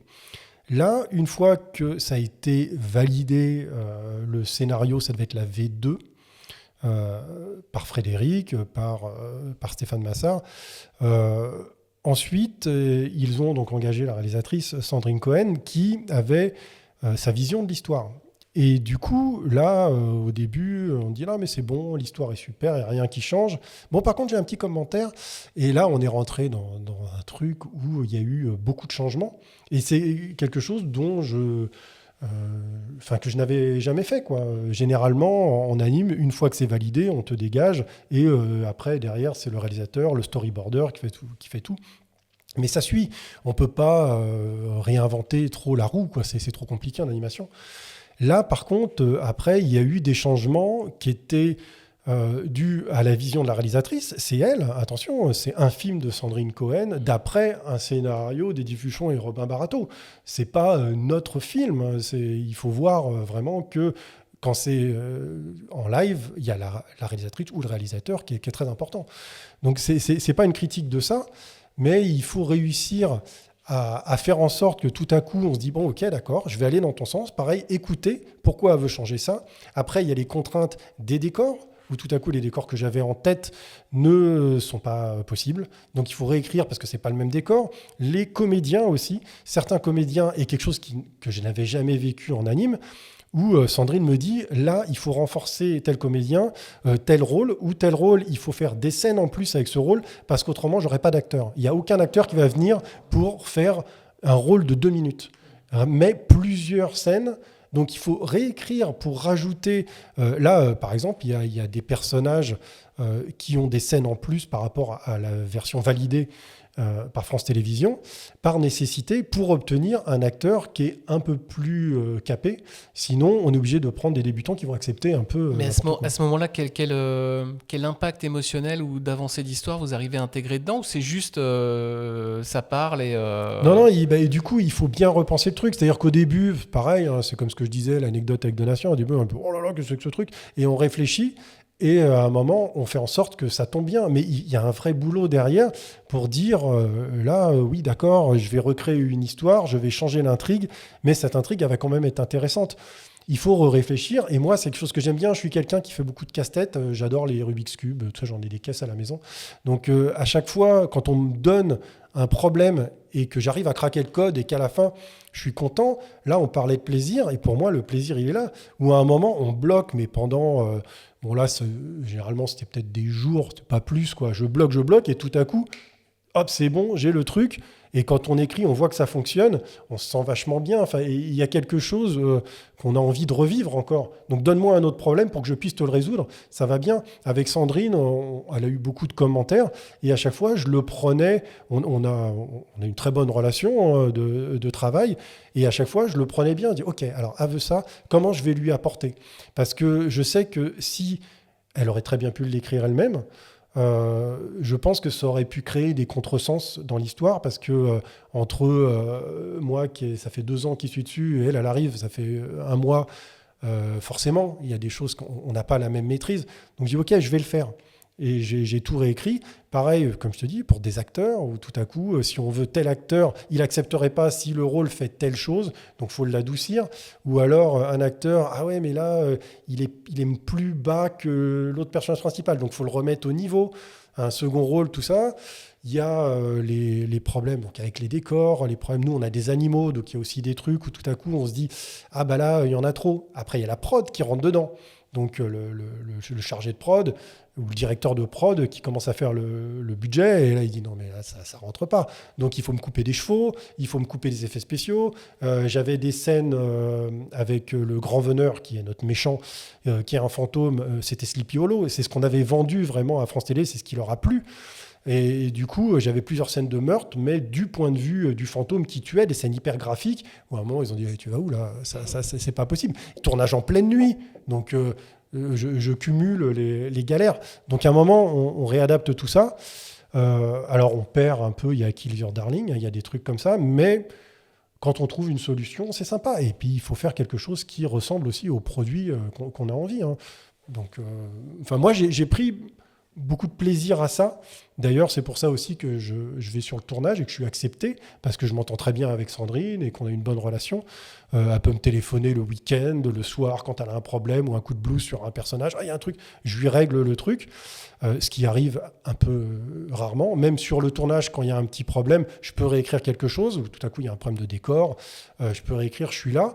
Je fais ça bénévolement. J'ai pas être là, mais on m'apprécie sur le tournage. Et c'est très bien, je pense, pour apprendre comment fonctionne un tournage.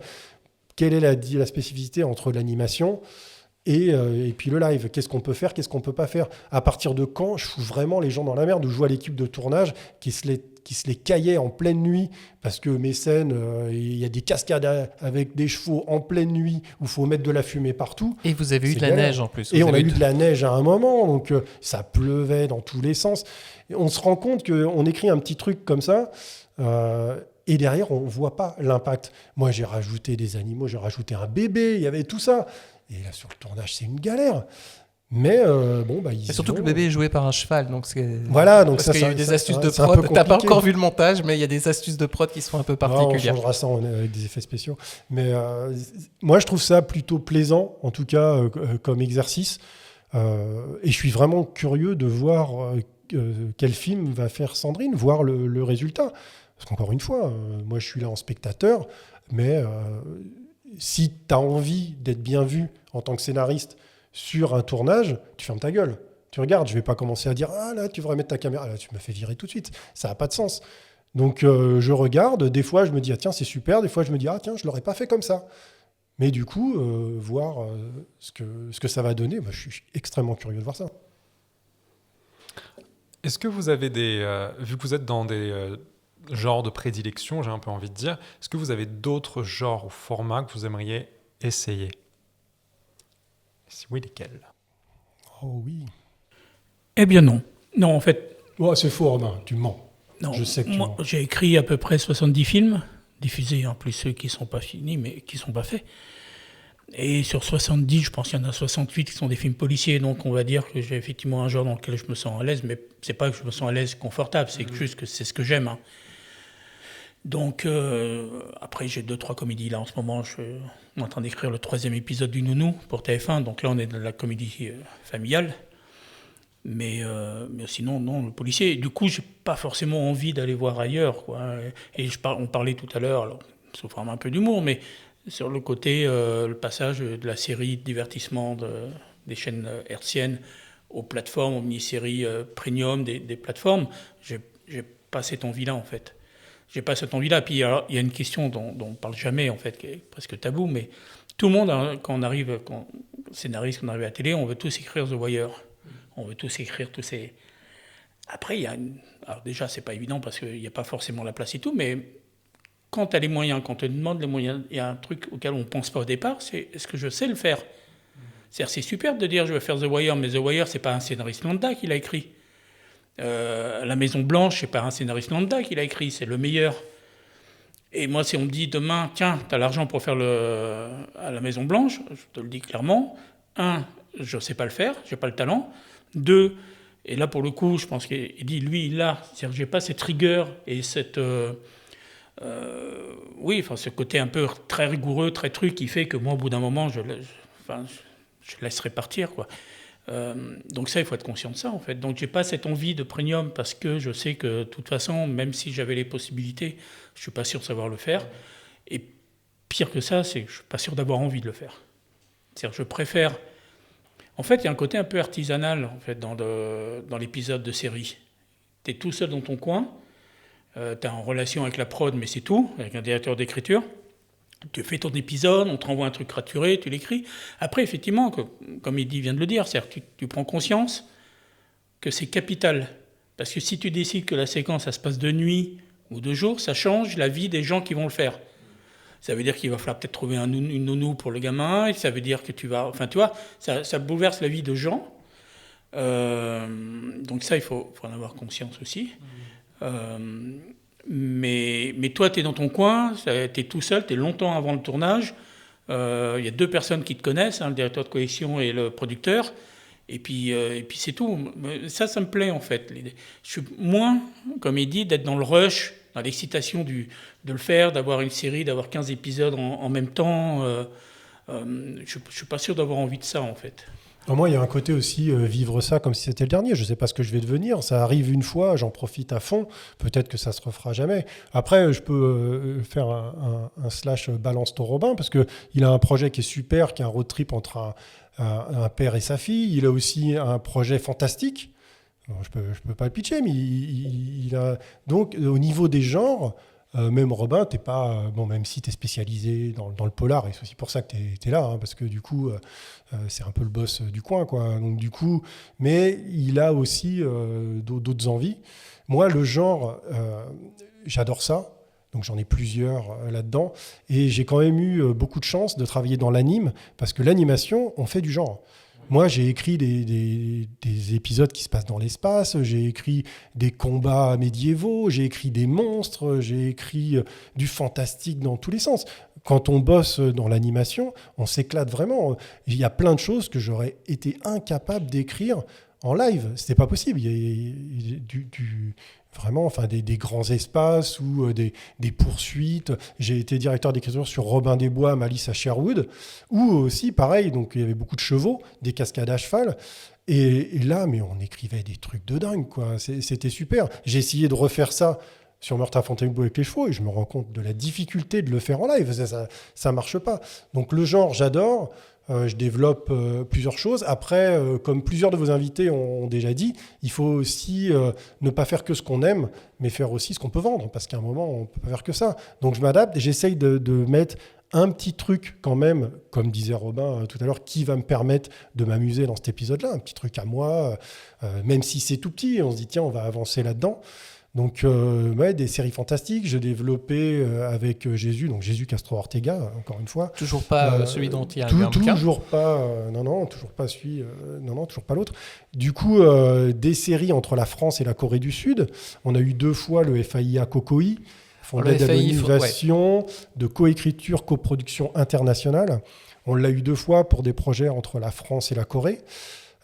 Et parce que bon, on a un lien avec la Corée depuis quelques années déjà, et du coup c'est passionnant. Il y a un petit peu de fantastique. On essaye d'ouvrir des portes en fait aussi pour notre pays, pour faire d'autres coproductions. Ça n'a jamais été fait une coproduction en France-Corée.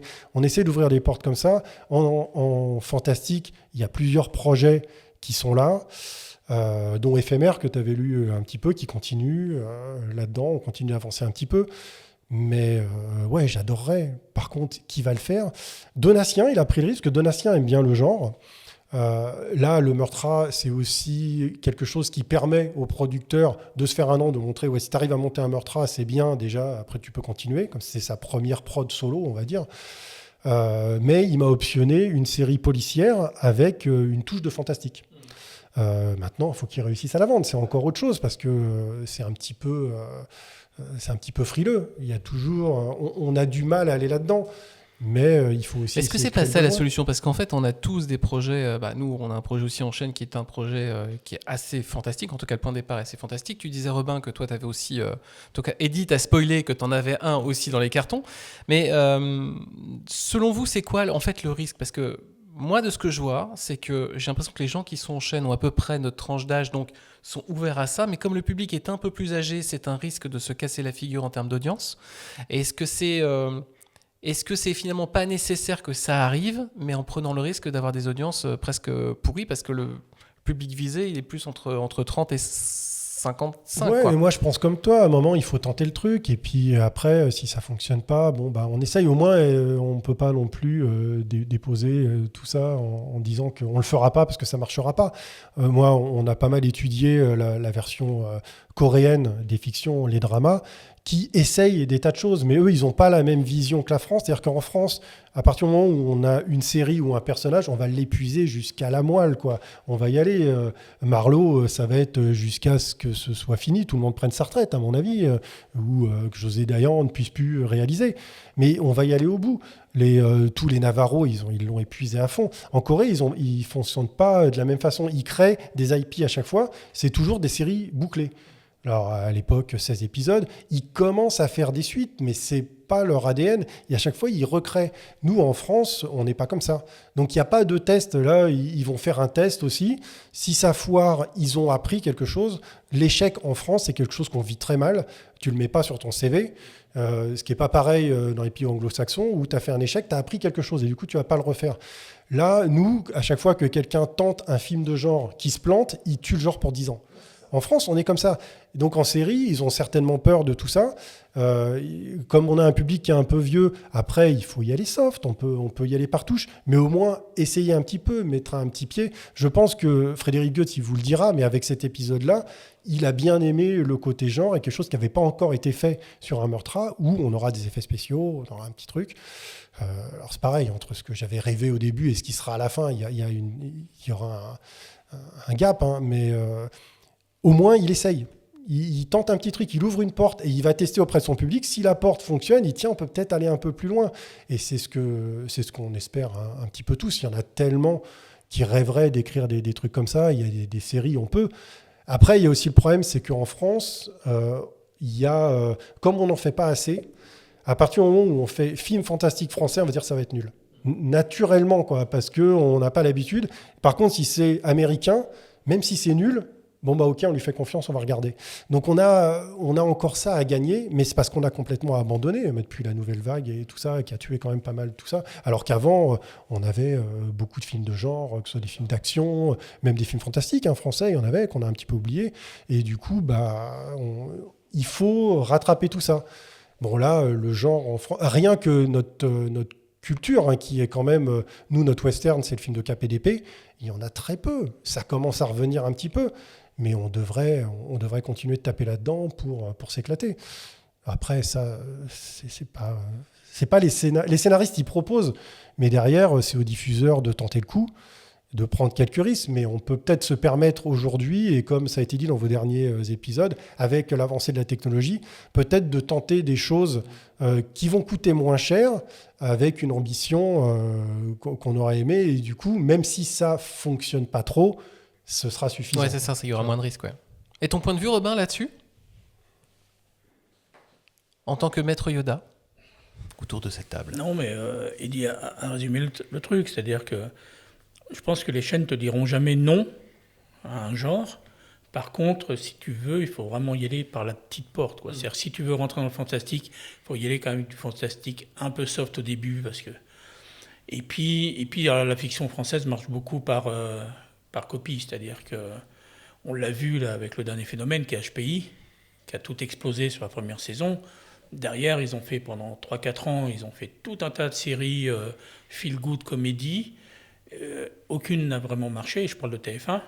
Aucune n'a vraiment marché, et aujourd'hui, le discours de TF1, c'est on arrête la comédie policière et on revient du polar un petit peu plus adulte, un peu plus mature, un peu plus mûr. Parce que ça a marché en fait. Donc si demain il y a une série fantastique qui fonctionne, derrière il y en aura d'autres. Ça peut lancer, après ça peut aussi ouvrir la porte à des gens qui font ça par opportunisme et qui n'y croient pas vraiment. Donc ça, je sais pas, c'est un peu compliqué. Une fois qu'il y a une brèche qui s'ouvre, si les autres séries après HPI n'ont pas fonctionné, peut-être qu'elles étaient aussi moins bonnes. Il y a peut-être aussi, tu vois. Donc faut voir, quoi. Donc, Robin nous a parlé un petit peu de ses prochains projets, ou en tout cas ce qui est en cours. Mais à quoi ressemblent vos projets actuellement sur lesquels vous travaillez et dans quel état ils sont ? Vu le marché actuellement, tout le monde est en PLS ou pas ? Tout le monde est tellement au bord de la dépression en ce moment. Moi, je suis en PLS en tout cas. Maintenant, Robin, il a 50 000 projets. Mais c'est surtout que j'ai l'impression que le milieu est en PLS depuis toujours, en fait. Oui, c'est vrai, t'as raison. C'est pas vague. Donc, c'est rare que tu arrives face à qui que ce soit dans le métier. Moi, je me rappelle, j'ai eu 2 agents dans ma vie. La première, on se voyait une fois par an pour faire le point. Et ça commençait toujours par c'est la catastrophe, ça va pas, il y a plus de, il signe plus rien. Donc ça, c'est toujours le cas. Bon, il se trouve que là, il y a une crise financière à France Télévisions qui impacte directement, mais ça va pas durer. Et puis j'ai envie de dire, on va pas s'en rendre compte parce que ça va prendre 6 mois et que c'est le délai qu'il leur faut pour lire un projet et dire oui ou non. Donc l'un dans l'autre, ça va être indolore. Enfin, j'espère. Non, en ce moment, j'écris. Moi, j'ai la chance sur 2 séries et d'être récurrent sur 2 séries. Donc là, on a commencé avec Marc, on a commencé une coécriture sur soit mon 7e ou 8e Marlowe. Okay. Et en même temps, j'écris aussi notre 3e épisode du Nounou avec Boudère.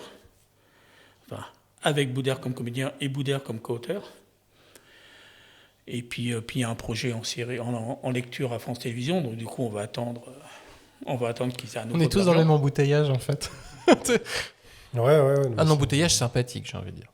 Oui, bah après, moi, c'est la première fois de ma carrière où j'ai pas de prod. Alors, je suis chanceux, hein, parce que j'ai jamais eu de trou. Il y a toujours eu quelque chose on a les séries animées, ça a toujours en train de tourner. Là, j'ai mis les séries animées en pause pour apprendre à écrire un meurtre, pour me consacrer, pour être à fond dedans, pouvoir regarder, pouvoir développer aussi les fameux dramas franco-coréens. On a été pris avec Jésus justement au Cocoï, mais aussi...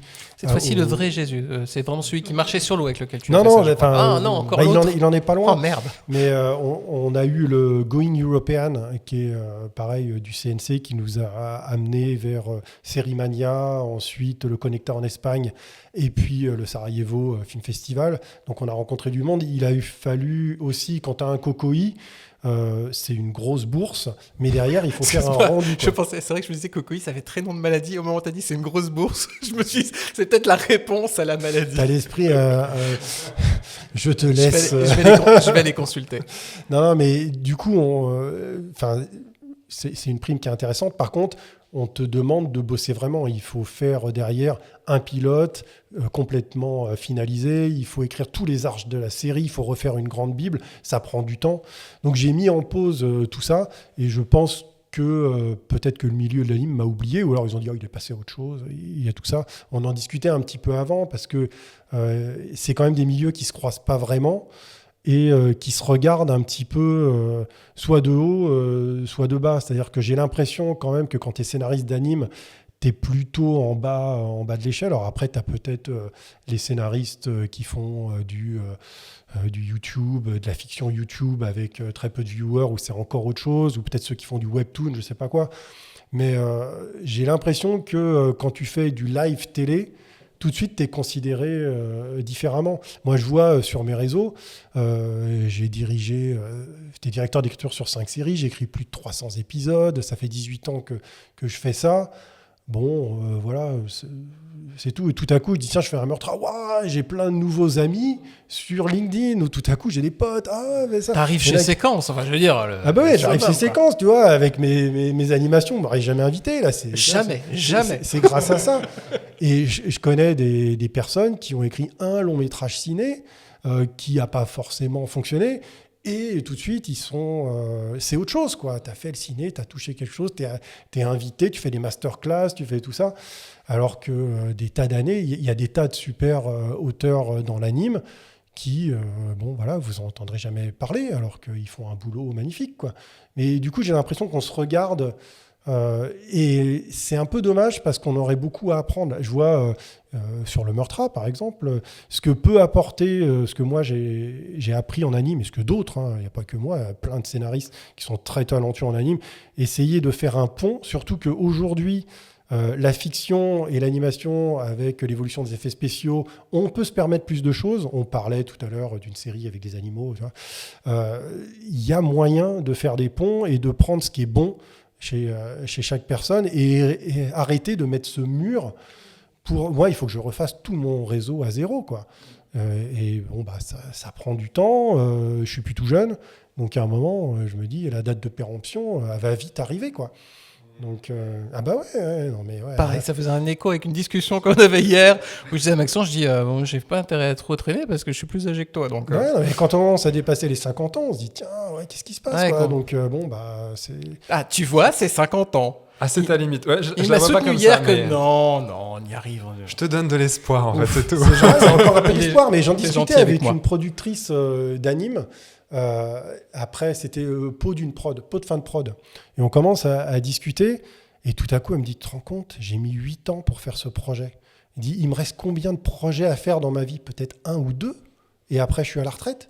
Et tu vois un peu au niveau prod. En scénariste, tu peux sauter d'un truc à un autre. Moi, j'ai plus de 45 séries, donc tu peux sauter d'une série à une autre. Mais au niveau prod, ça prend tellement de temps, ou même en développement, pour développer des séries. On en a parlé aussi avec Robin à un moment. Faire du développement, développer des séries, c'est très long. Robin m'en a parlé sur des séries qu'il a développées. C'est laquelle que tu avais co-créée, où tu dis que ça avait mis beaucoup de temps et que tu n'aurais pas envie de recommencer un truc comme ça maintenant? J'ai créé Candice Renoir. Ouais, Candice Renoir, ouais. Oui. Ouais, et puis c'est rarement agréable en plus la création de séries en fait. Moi, tous les exemples que je vois, ou quand j'arrive très tôt sur une série et tout, c'est beaucoup de tension, c'est beaucoup de travail, c'est très, très mal payé au final parce que tu es payé au prix normal d'un épisode, mais que ça prend 3, 4, 5 fois plus de temps parce que forcément tu as tout à poser, etc. Donc je connais peu de créateurs de séries qui soient complètement épanouis dans cette phase-là de... en fait, moi j'ai souvent l'habitude de dire avec les jeunes que je vois, c'est que quand ils développent des projets, c'est de dire que c'est quand la chaîne dit oui que les emmerdes commencent vraiment, quoi. Mais c'est le moment qu'on attend. Oui, mais sauf qu'il faut être prêt au fait que derrière, ça va être compliqué. Mais voilà. Je vais aller sur le sempiternel. Ce podcast va bientôt toucher à sa fin. Et donc, on va se laisser une question chacun, Maxence et moi. Je vais commencer. Elle est pour toi, Robin. Est-ce que tu peux m'expliquer ton travail autour de l'intrigue ? Est-ce que tu as tendance sur ce type de polar à partir de la résolution finale à dérouler vers le début, ou est-ce que tu pars du début sans trop savoir et en te laissant un peu porter pour arriver jusqu'à la conclusion ? Donne-nous tous tes conseils. Eh bien, ça dépend. Ça dépend. En règle générale, très vite, il faut le début. D'abord parce que tu vends ton projet sur le début, c'est-à-dire qu'on va te demander, quand tu proposes un épisode, on va te demander d'avoir ce qu'on appelle le teaser, c'est-à-dire vraiment le début, c'est-à-dire la mort de la victime ou la découverte du cadavre. Donc déjà, il faut que tu saches qui meurt et pourquoi, enfin en tout cas comment. En général, tu as la fin, et puis après tu travailles pour aller de l'un à l'autre. Mais sur un Marlowe, puisqu'on en parle beaucoup, sur un Marlowe, je pense à 3 semaines de tournage, le producteur nous dit... alors que le meurtrier, ça va être toujours le même depuis le début, ça faisait des mois que c'était... Et il nous fait « Ah ouais, mais c'est dommage parce qu'il est sympathique. » Je dis « Bah oui, c'est peut-être pour ça aussi que ce sera un bon meurtrier, parce que du coup... » Il fait « Ah ouais, mais ça m'embête que ce soit le meurtrier parce qu'il est sympathique. » Et donc, à 3 semaines du tournage, on a changé le meurtrier.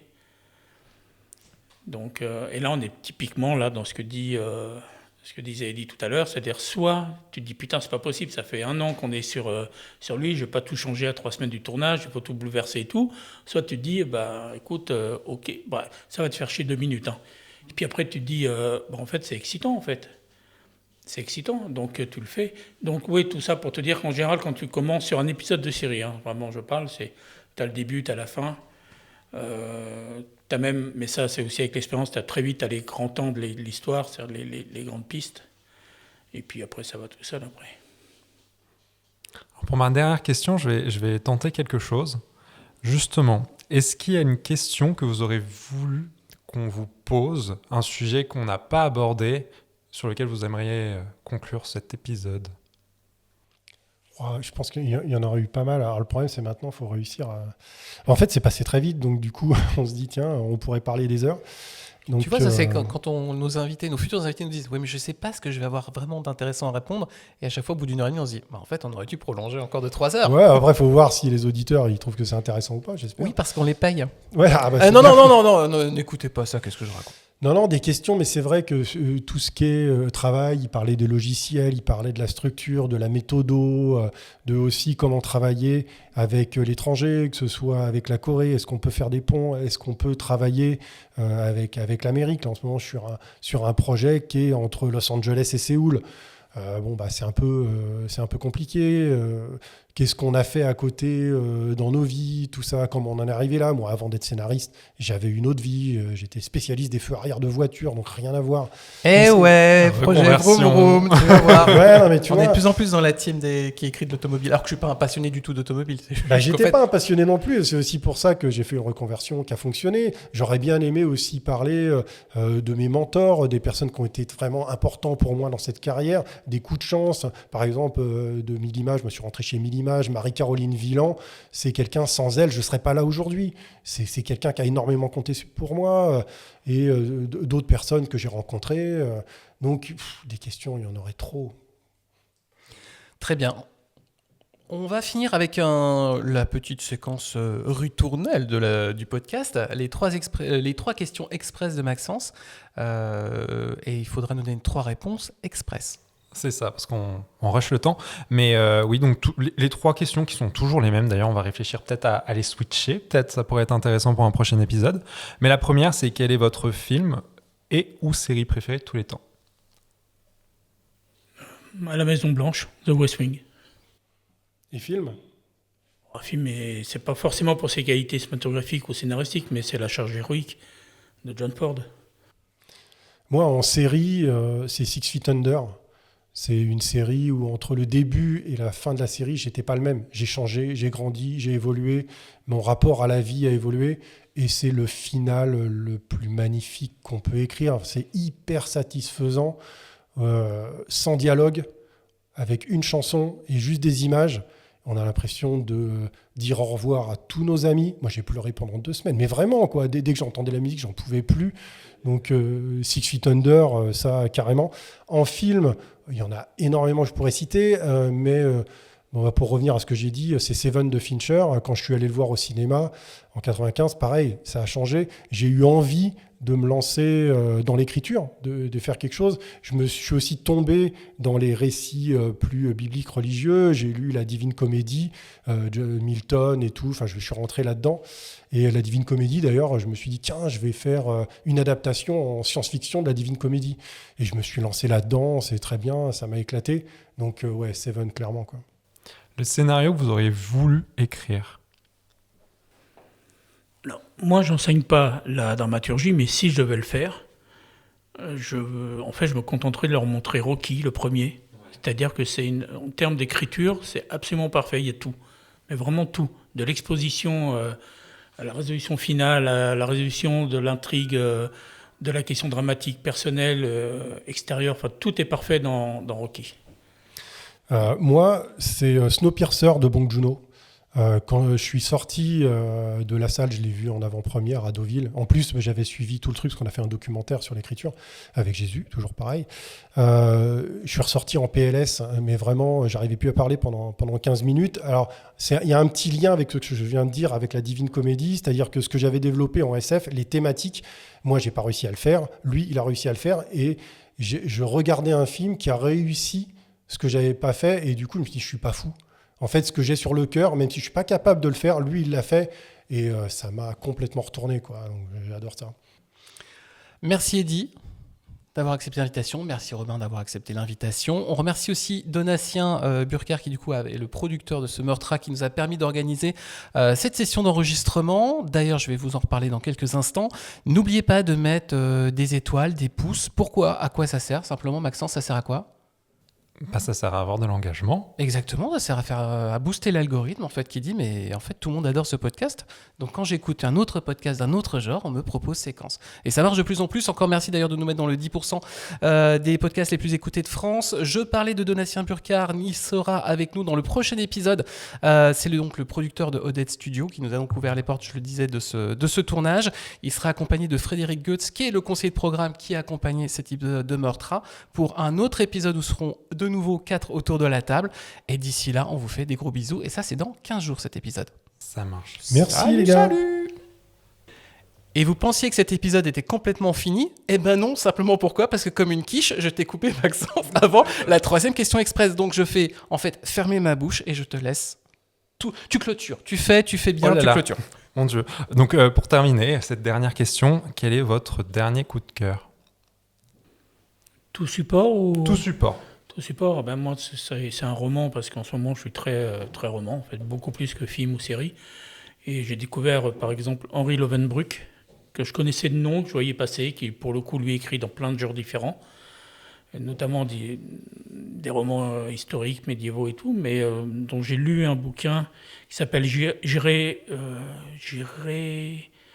tuer pour vous, et qui se passe dans les années 80 au moment des attentats. Donc c'était fin 84 jusqu'à 88 à peu près, et voilà, et qui est vraiment super bien, donc qui ferait une très bonne série, mais c'est pas gagné, un petit peu touchy. Moi, en coup de cœur, j'en ai deux. Il y en a un qui est...